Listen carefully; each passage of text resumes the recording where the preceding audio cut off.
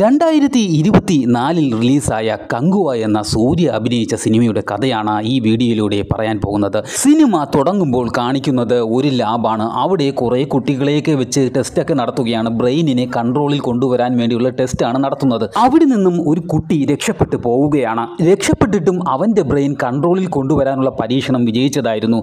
അവനെ കണ്ടെത്താൻ വേണ്ടി ഈ പരീക്ഷണശാലയിലുള്ള സെക്യൂരിറ്റി ഗാർഡുകളെല്ലാം കിണഞ്ഞ് പരിശ്രമിക്കുന്നുണ്ട് എങ്കിലും അവനെ കണ്ടെത്താൻ കഴിയുന്നില്ല. അവൻ്റെ മനസ്സിൽ ഇടയ്ക്കിടയ്ക്ക് പണ്ടെങ്ങാനോ നടന്നിട്ടുള്ള ഓർമ്മകളൊക്കെ അലട്ടുന്നുണ്ട്. ഈ പരീക്ഷണത്തിൻ്റെ ഭാഗമായി അടുത്ത സിനിമയിൽ നേരെ കാണിക്കുന്നത് ഗോവയാണ്. ഇവിടെയാണ് നമ്മുടെ നായകനുള്ളത്. നായകൻ്റെ ജോലി എന്താണെന്ന് വെച്ച് കഴിഞ്ഞാൽ പോലീസിൻ്റെ ഒരു പ്രൈവറ്റ് ഏജൻറ്റ് പോലെയാണ്. അതായത് പോലീസിനെ കൊണ്ട് പിടിക്കാൻ പറ്റാത്ത വലിയ ക്രിമിനലിനെയെല്ലാം നായകൻ പിടിച്ചു കൊടുത്തിട്ട് നല്ലൊരു തുക പോലീസിൻ്റെ കയ്യിൽ നിന്നും വാങ്ങിക്കും. അങ്ങനെ ഇരിക്കെ ഗോവയിലെ കമ്മീഷണറിൽ നിന്നും ഹീറോയ്ക്ക് ഒരു വർക്കെത്തുകയാണ്. ഒരു വലിയ ക്രിമിനലിനെ പിടിച്ചു കൊടുക്കണം. അവനെ പിടിച്ചു കൊടുത്താൽ വലിയൊരു തുക തന്നെ തരാമെന്ന് അവർ സമ്മതിക്കുന്നു. പക്ഷേ ഒരു പ്രശ്നമുണ്ട്. അവനെ ജീവനോട് തന്നെ കൊണ്ടുവരണം. അവൻ്റെ ജീവന് എന്തെങ്കിലും ഒരു ആപത്ത് പറ്റിയാൽ അവൻ്റെ ചേട്ടൻ മിണ്ടാതിരിക്കില്ല. അവൻ്റെ ചേട്ടൻ അവനെക്കാട്ടിലും വലിയൊരു ക്രിമിനലാണ്. അവൻ നിന്നെ ഇല്ലാതാക്കുക തന്നെ ചെയ്യും. അങ്ങനെ സൂര്യയും കൂട്ടുകാരും ഈ ക്രിമിനലിനെ പിടിക്കാൻ വേണ്ടി ഇറങ്ങിത്തിരിക്കുകയാണ്. അവർ ക്രിമിനലിനെ കണ്ടെത്തുന്നു. അവനെ പിടിക്കുന്നതിനിടയിലുണ്ടാവുന്ന സംഘർഷത്തിനിടയിൽ അബദ്ധവശാ വെടികൊണ്ട് ആ ക്രിമിനൽ മരണപ്പെടുകയും ചെയ്യുന്നു.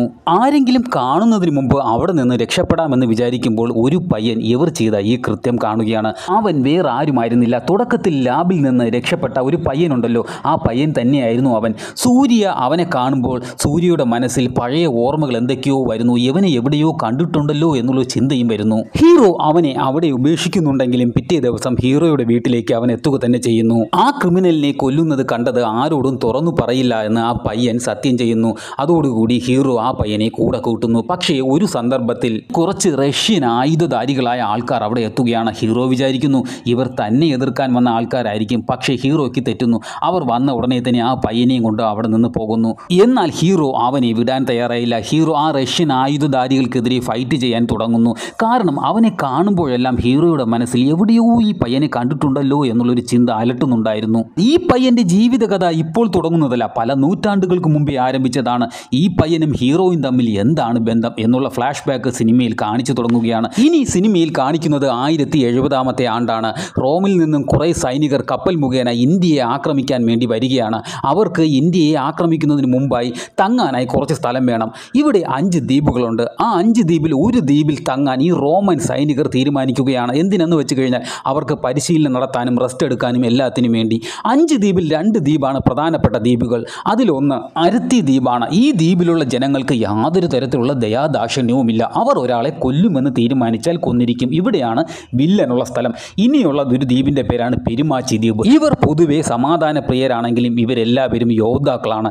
ഇവിടെയാണ് നായകൻ താമസിക്കുന്നത്. അങ്ങനെ റോമൻ സൈനികർ പെരുമാച്ചി ദ്വീപിലെ എല്ലാവരെയും കൊന്നുകളഞ്ഞിട്ട് പെരുമാച്ചി ദ്വീപ് അവരുടെ ഇടത്താവളമായി തിരഞ്ഞെടുക്കാൻ തീരുമാനിക്കുകയാണ്. അതിനായി അവർ കൊടുവൺ എന്ന് പറയുന്ന ഒരു ചാരനെ ഏർപ്പെടുത്തുന്നു. ഇവനാണെങ്കിൽ നേരെ പെരുമാച്ചി ദ്വീപിൽ പോയി നല്ലവനായി നടിച്ചിട്ട് കപ്പൽ ജോലിക്കാണ് എന്ന് പറഞ്ഞ് 100 സൈനികരെ കൂട്ടിക്കൊണ്ടുപോയി ചതിച്ച് കൊല്ലുന്നു. എന്നാൽ അതിലൊരു സൈനികൻ അത്ഭുതകരമായി രക്ഷപ്പെടുന്നു. അയാൾ നടന്ന കാര്യമെല്ലാം പെരുമാച്ചി ദ്വീപിൽ വന്ന് പറയുകയും രണ്ടാമതും പെരുമാച്ചി ദ്വീപിലെ സൈനികരെ ചതിച്ചു കൊല്ലാൻ വന്ന കൊടുവണ്ണിനെ സൈനികർ ബുദ്ധിപൂർവം പിടിക്കുന്നു. അതിനുശേഷം കൊടുവണ്ണിനെ കൊല്ലാൻ പോകുന്നു.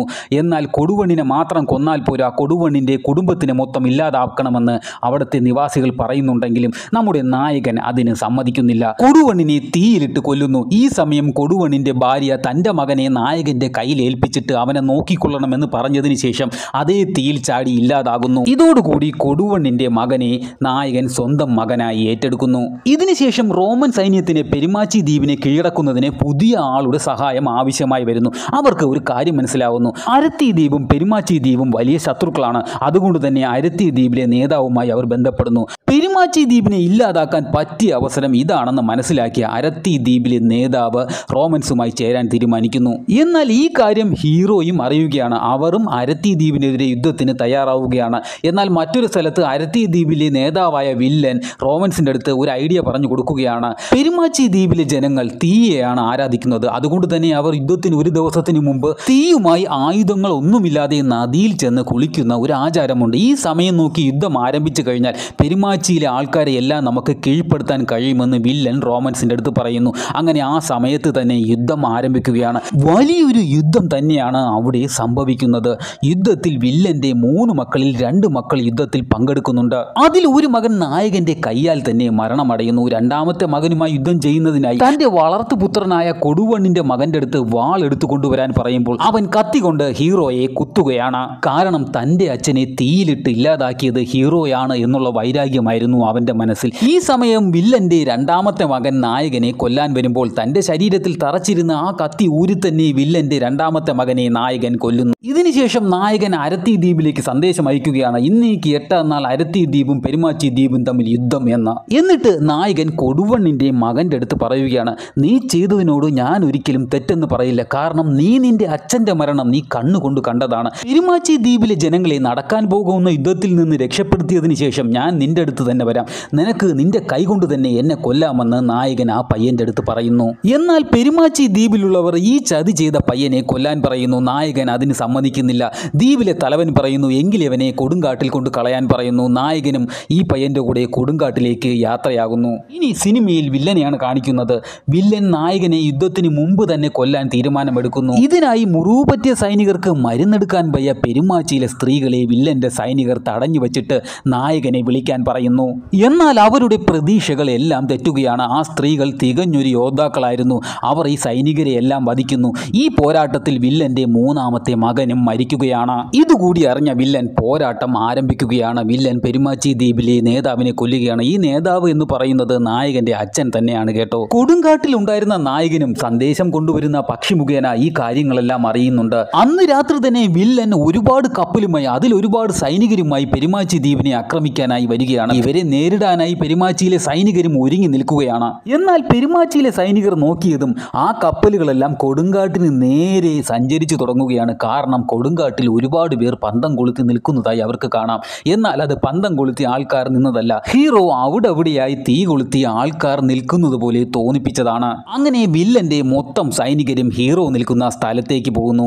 ഹീറോ മൊത്തം സൈനികരുമായി ഒറ്റയ്ക്ക് യുദ്ധം ചെയ്യാൻ തയ്യാറാവുന്നു. ഹീറോയുടെ കൂടെയാണെങ്കിലോ കുടമണ്ണിന്റെ മകൻ മാത്രമാണുള്ളത്. ഇപ്രാവശ്യം കുടമണ്ണിന്റെ മകൻ ഹീറോയുടെ കൂടെ തന്നെയുണ്ട്. വാളെടുത്ത് കൊടുത്തതും അവൻ തന്നെയാണ്. ഇവർ രണ്ടുപേരും ഒരുമിച്ച് വില്ലനെ നേരിടുകയാണ്. അങ്ങനെ വലിയ യുദ്ധം നടക്കുന്നതിനിടയിൽ ഹീറോയുടെ കൂടെയുള്ള പയ്യനെ കയറിൽ കെട്ടി തിമിംഗലത്തിന് എറിഞ്ഞു കൊടുക്കുകയാണ്. ഒരു ഘട്ടത്തിൽ കയററ്റു പോകുന്നു. ഈ കയറിനെ നായകൻ ചാടിപ്പിടിക്കുന്നുണ്ട്. പക്ഷേ മറു സൈഡിൽ വില്ലൻ നായകനെ നല്ല രീതിയിൽ അടിക്കുന്നുണ്ട്. നായകൻ ആ പയ്യനെ രക്ഷപ്പെടുത്താൻ ശ്രമിക്കുന്നുണ്ടെങ്കിൽ കഴിയുന്നില്ല. ഒന്നുകിൽ നായകൻ അല്ലെങ്കിൽ പയ്യൻ ആരെങ്കിലും ഒരാൾ മരണത്തിന് കീഴടങ്ങിയേ പറ്റൂ. അപ്പോൾ ആ പയ്യൻ പറയുകയാണ്, ഞാനാണ് മരിക്കുന്നതെങ്കിൽ എൻ്റെ ജീവൻ മാത്രമേ നഷ്ടപ്പെടുകയുള്ളൂ. പക്ഷേ നിങ്ങളാണ് മരിക്കുന്നതെങ്കിൽ ആ ദ്വീപിലുള്ള എല്ലാ ജനങ്ങളും മരിക്കേണ്ടി വരും. അതുകൊണ്ട് തന്നെ ആ പയ്യൻ തൻ്റെ കയ്യിലുണ്ടായിരുന്ന കത്തിയെടുത്ത് ആ കയറെടുത്ത് സ്വയം ജീവൻ കൊടുക്കുകയാണ്. അവനെ ഒരു വലിയ തിമിംഗലം പിടിക്കുകയാണ്. ആ പയ്യൻ മരിച്ച ദേഷ്യത്തിൽ നായകൻ വില്ലനെ കൊന്നുകളയുകയാണ്. ഇതിനുശേഷം നായകൻ ആ പയ്യനോടായി പറയുന്നത് പോലെ പറയുകയാണ്, നിന്റെ അമ്മയ്ക്ക് കൊടുത്ത വാക്ക് എനിക്ക് പാലിക്കാൻ കഴിഞ്ഞില്ല. എത്ര ജന്മം എടുത്തിട്ടായിരുന്നാലും ശരി നിന്റെ ജീവന് ഞാൻ എന്നും തുണയുണ്ടായിരിക്കും. ജന്മജന്മാന്തരങ്ങളോളം ഞാൻ നിനക്ക് കടപ്പെട്ടവനായിരിക്കും എന്ന്. ഈ സമയം സിനിമയിൽ പ്രസന്റ് കാലം കാണിക്കുന്നുണ്ട്. പ്രസന്റ് കാലത്തിൽ നായകന് പഴയ കാര്യങ്ങളെല്ലാം ഓർമ്മ വരുന്നുണ്ട്. ആ പയ്യനെ രക്ഷപ്പെടുത്താൻ വേണ്ടി റഷ്യയിലെ ആ ഗ്യാങ്സ്റ്റർമാരുമായിട്ട് നല്ല രീതിയിൽ ഫൈറ്റ് ചെയ്തുകൊണ്ടിരിക്കുകയാണ്. പെട്ടെന്ന് തന്നെ സിനിമ വീണ്ടും ഫ്ലാഷ് ബാക്കിലോട്ട് പോവുകയാണ്. നായകൻ കൊന്നുകളഞ്ഞ വില്ലന് 3 മക്കളല്ല, യഥാർത്ഥത്തിൽ 4 മക്കളാണുള്ളത്. 4ാമൻ തെറ്റായ വഴിയിലുണ്ടായ ഒരാളാണ്. അവനെ ഒരിക്കലും നേതാവാക്കരുത് എന്ന് പറഞ്ഞുകൊണ്ട് കൂടെയുള്ള ഒരാളെ കയ്യിൽ വില്ലന്റെ ചിത കത്തിക്കാൻ വേണ്ടി തീ കൊടുക്കുകയാണ്. ഈ സമയം വില്ലന്റെ 4ാമത്തെ മകൻ അവിടെ എത്തുന്നു. അവൻ ഈ ചിത കത്തിക്കാൻ പോകുന്നവന്റെ കയ്യെ വെട്ടി എറിഞ്ഞതിന് ശേഷം വില്ലന്റെ ചിത കത്തിച്ചിട്ട് വില്ലന്റെ കസേരയിൽ ഈ 4ാമത്തെ മകൻ കയറിയിരിക്കുന്നു. എന്നിട്ട് പറയുന്നു, എൻ്റെ അച്ഛനെ കൊന്നവനെ കൊല്ലാതെ എൻ്റെ പ്രതികാരം അടങ്ങില്ല എന്ന. സിനിമയിൽ ഇനി നേരെ പ്രസന്റിലേക്ക് വരികയാണ്. പ്രസന്റിൽ ഫൈറ്റിംഗ് നടത്തുന്നതിനിടയിൽ നായകന് ഒരു കാര്യം മനസ്സിലാകുന്നുണ്ട്. തൻ്റെ കൂടെയുള്ള പയ്യന് സൂപ്പർ ഹീറോ പവർ ലഭിച്ചിട്ടുണ്ട്. അവനിൽ നടത്തിയ പരീക്ഷണങ്ങളുടെ ഫലമായിട്ടാണ് ഇത് ലഭിച്ചത്. ഈ പരീക്ഷണങ്ങൾ നടത്തിയത് ആരാണെന്നറിയാമോ? കാർത്തിയാണ് ഈ സിനിമയിലെ മെയിൻ വില്ലൻ. കാർത്തിയെ സിനിമയിലെ ഒരു വലിയ വില്ലനായി കാണിച്ചുകൊണ്ട് പറയുന്നുണ്ട്, കങ്കുവ നിനക്ക് വേണ്ടിയായിരുന്നു ഞാൻ വെയിറ്റ് ചെയ്തുകൊണ്ടിരുന്നത്. വില്ലനായ കാർത്തിയും കങ്കുവയും തമ്മിൽ ഇനി എന്നുള്ളൊരു സംശയം നിലനിർത്തിക്കൊണ്ട് സെക്കൻഡ് പാർട്ടിലേക്കുള്ള ഒരു ചെറിയ നൂലിട്ടുകൊണ്ട് പടം അവസാനിക്കുകയാണ്. ഈ സിനിമയുടെ കഥ നിങ്ങൾക്ക് ഇഷ്ടപ്പെട്ടിട്ടുണ്ടെങ്കിൽ തീർച്ചയായും കമൻ്റ് അടിക്കുക, ഒരു ലൈക്കും തരാനും മറക്കരുതേ.